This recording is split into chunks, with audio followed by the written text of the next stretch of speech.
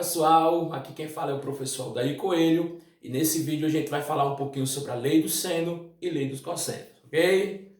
Vamos lá, lei dos senos, essa lei é aplicada em triângulos não retângulos, em triângulos quaisquer. A gente vai omitir aqui a demonstração, porém vamos entender somente a estrutura dessa fórmula, a estrutura dessa lei. Primeira coisa a se observar, quando aplicamos a lei dos senos, a gente precisa das medidas dos ângulos internos do triângulo, porque eu tenho que calcular essa razão trigonométrica específica, e eu vou sempre construir a lei montando a seguinte razão. Ó, o lado A ele está oposto ao ângulo de medida A, então eu vou construir a razão. Ó. Lado A sobre o seno do seu ângulo oposto. Isso aqui vai ser igual ao lado B sobre o seno do seu ângulo oposto, que vai ser igual ao lado C sobre o seno do seu ângulo oposto. Percebam, ó, lado A sobre o seno do ângulo oposto, lado B sobre o seno do seu ângulo oposto e lado C sobre o seno do ângulo oposto. Então é bem fácil memorizar essa característica, essa igualdade de razões, que é produzida dentro dessa lei específica. Uma observação, se o triângulo estiver inscrito em uma circunferência, essa razão, essa igualdade de razões, né? A sobre seno de A, que vai ser igual a B sobre seno de B, que vai ser igual a C sobre seno de C, tudo isso será igual a 2 vezes o raio. Quando, professor? Quando o triângulo estiver inscrito a uma circunferência. Triângulo inscrito a uma circunferência é aquele que tem todos os vértices pertencentes à circunferência. Os vértices do triângulo são pontos da circunferência, ok? Super tranquilo. Vamos a uma aplicação, vamos a um exemplo. No triângulo ABC, determine a medida do lado BC. Colocou-se aqui uma observação, seno de 120 igual a seno de 60.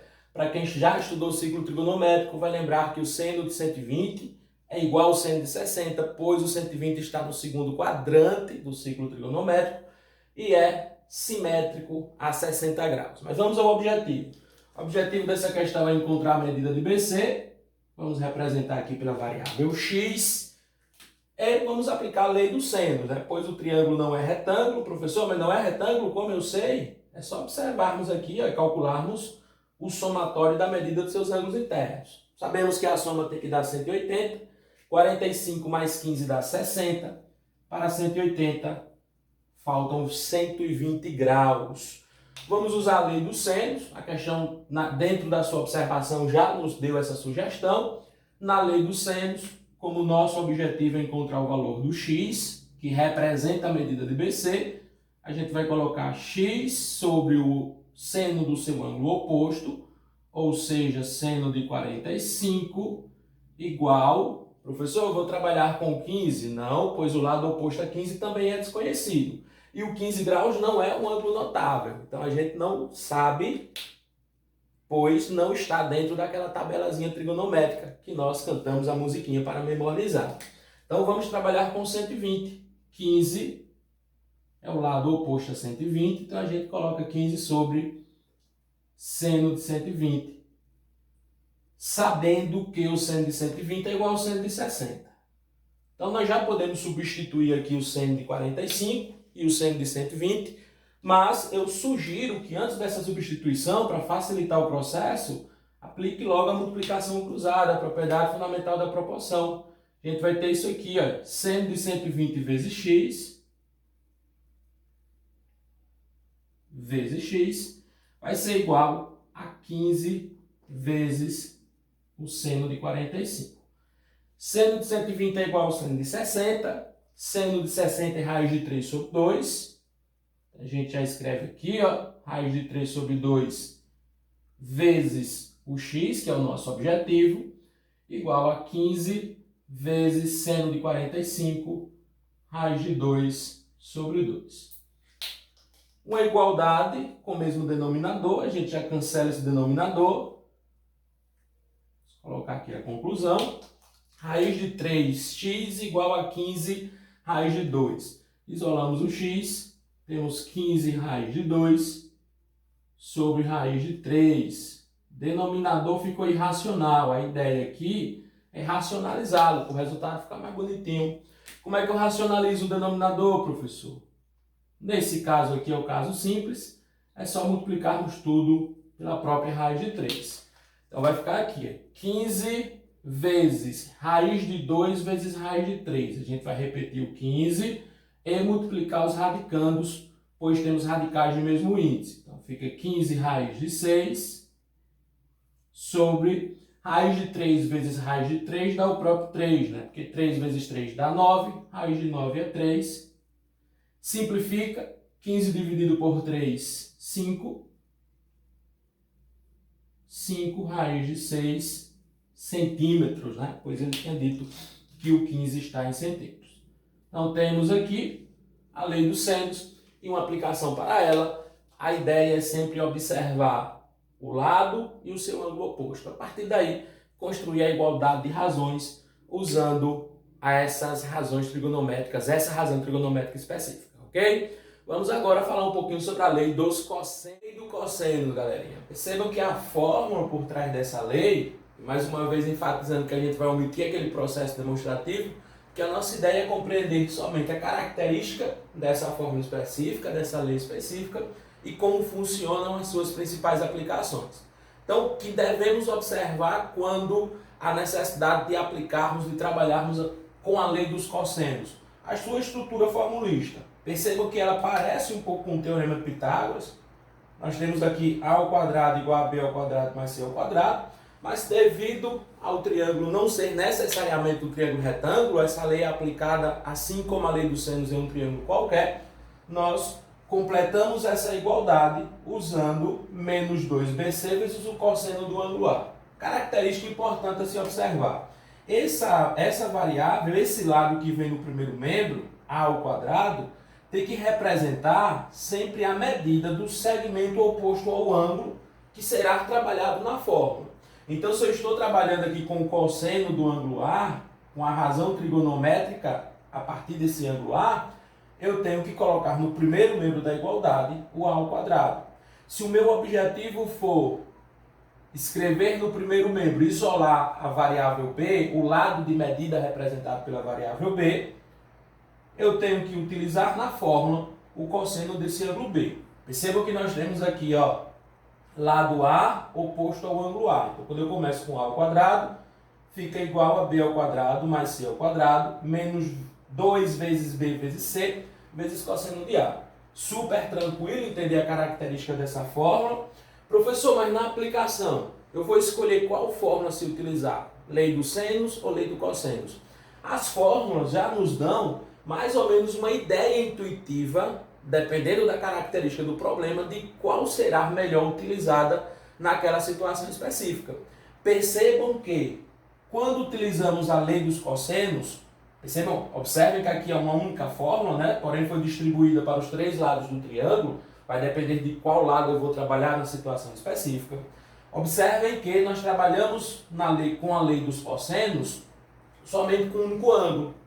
Então, se eu conheço um ângulo e dois dos três lados, ou se eu conheço um ângulo e a medida do seu lado oposto e mais um lado, o ideal para o objetivo da questão provavelmente será a lei dos cossenos. Na lei dos senos, nós comparamos cada lado com o seno do seu ângulo oposto. Então, a gente precisa, caso o objetivo seja encontrar a medida de um dos lados do triângulo, a gente precisa conhecer no mínimo dois ângulos internos e verificar se ele é notável, caso não tenha nenhuma informação complementar na questão. No cosseno, trabalhamos somente com o ângulo interno, ok? Então, forma super tranquila, é de fácil memorização devido a essa característica parecida com o teorema de Pitágoras. O detalhe é só observar essa relação entre o cosseno do ângulo trabalhado e o lado e a medida do lado que fica no primeiro membro da igualdade, que fica isolada, né? Nós temos aqui um A ao quadrado isolado e essa equação é equilibrada com o quadrado do B mais o quadrado do C menos 2bc vezes cosseno do ângulo oposto a A, ok? Então, fórmula super tranquila, Como eu disse, obtemos aqui a demonstração, porque a nossa ideia é mais esse processo aplicativo. Vamos a um exemplo. Dado o triângulo MPQ, a seguir, determine a medida do lado PQ. Então, qual é o objetivo da questão, professor? Medida do lado PQ. O lado PQ está aqui, ó, claramente visualizado na figura. Nós observamos que esta figura, esta representação geométrica nos deu a medida de um ângulo interno, medida do ângulo interno que é 60, e nos apresentou também a medida de dois dos lados. Muito cuidado, pessoal, porque quando nós visualizamos em um problema que envolve triângulo, a medida de dois dos três lados, a gente já pensa no teorema de Pitágoras. Professor, vou usar Pitágoras, porém nesse caso não pode, porque o triângulo não é retângulo. Eu não sei se ele é retângulo. E visualmente parece não ser, porque se eu tenho aqui esse ângulo de 60, esses dois ângulos aqui, ó, não são retos, visualmente não são. Então, não precisa nem analisar a característica da figura, se ela está sendo proporcional à escala dela ou não.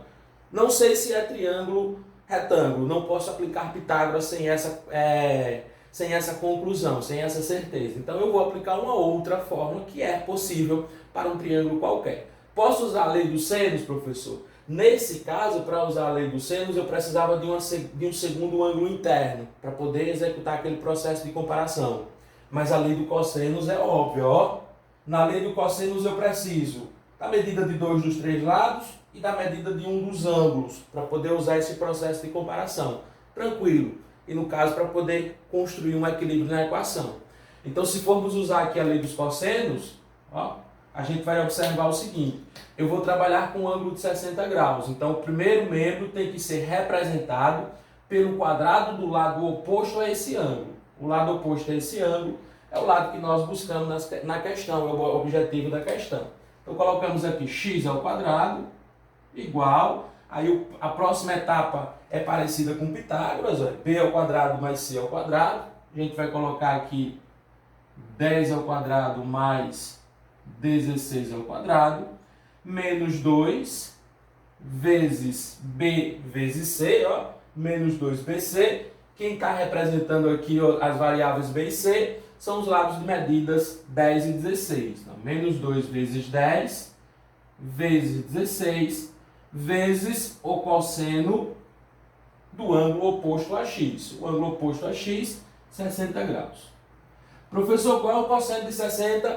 Tabelinha de ângulos notáveis. 60 é um ângulo notável. Então, a gente constrói mentalmente, a gente pensa na tabelinha, canta a musiquinha, 1, 2, 3, 3, 2, 1, tudo sobre 2, numeradores dentro da raiz, né?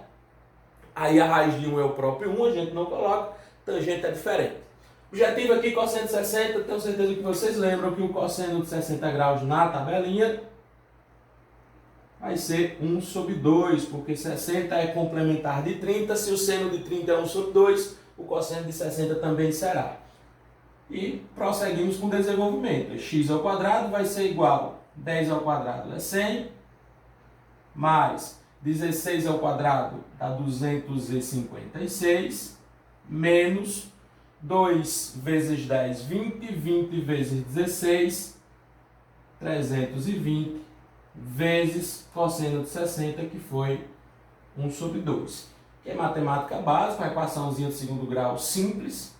100 mais 256 vai dar 356, menos, aí cuidado aqui, porque tem gente que já faz 356 menos 320. Não, nós temos uma multiplicação e nas expressões a multiplicação tem prioridade. Então eu tenho que resolver isso aqui. 320 vezes 1 meio, 320 vezes 1 meio, qualquer número multiplicado por 1 meio, produzirá como resultado a sua metade. 320 vezes 1 meio, isso aqui vai dar 160. Portanto, x ao quadrado vai ser 256 menos 160. Subtração aqui super tranquila.